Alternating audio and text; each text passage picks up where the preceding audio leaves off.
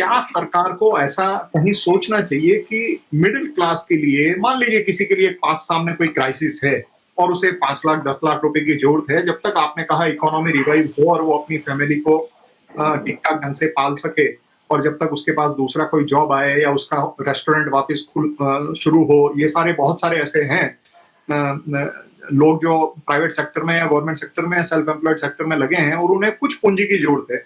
तो जो पूंजी पे जो ब्याज है और बैंक अगर अपना प्रॉफिट देखते वो ब्याज कम करने को तैयार नहीं है, तो क्या उस इंटरेस्ट को सपोर्ट करने के लिए सरकार कुछ ऐसा सपोर्ट दे कि मार्केट में 10 लाख 20 लाख करोड़ रुपया कुछ आए और वो मनी का सर्कुलेशन शुरू हो और उसी में जॉब भी क्रिएट हो और उसी में इकोनॉमी भी रिवाइव हो सके। इसके बारे में आप कुछ अगर बताएं। हाँ, ये इंटरेस्ट जो है, इंटरेस्ट सबवर्जन की बात आप करें, सब्सिडी की बात करें। आज आरबीआई गवर्नर का बहुत बड़ा लेक्चर था, स्टेटमेंट आया है कि इकोनॉमी में ये कोविड के कारण बहुत बड़ा रिस्क बढ़ गया है। आज की डेट में हमारे बैंक में जो कैपिटल एडिक्वेसी रेशो है वह बहुत बड़ा मजबूत नहीं है।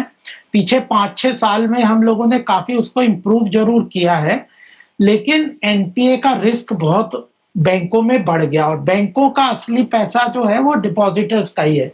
तो इकोनॉमी में उस रिस्क को, पैसा को कितना बड़ा रिस्क पे एक्सपोज किया जाए, अल्टीमेटली कॉस्ट तो हमें पूरे देश में टैक्स पेयर्स मनी की कॉन्सेप्ट को जल्दी से समझ के उसको एक्सेप्ट करना पड़ेगा। सरकार के पास जो भी पैसा है वो टैक्स पेयर्स मनी है, वो जनता का ही पैसा है। अगर वह बैंकों के पास भी डिपॉजिट है और जो भी है उसके पास कैपिटल बहुत बड़ा नहीं है बैंकों के पास। हम लोगों को इमीडिएट, एक तो पॉपुलिस्ट बात है, दूसरा है अर्थव्यवस्था के लिए क्या अच्छी तरह से डिसीजन लेना है। तो इंटरेस्ट रेट को सिस्टमेटिकली रिड्यूस करने का केंद्र सरकार, आरबीआई कोशिश कर रही है पीछे से। जैसे 135 basic point repo rate, reverse repo rate सरकार ने कम किया। लिक्विडिटी जो उसको बैंकों को आरबीआई के पास रखना पड़ता है, पैसा डिपॉजिट का रेशो, उसको कम कर दिया ताकि कॉस्ट ऑफ कैपिटल कम हो।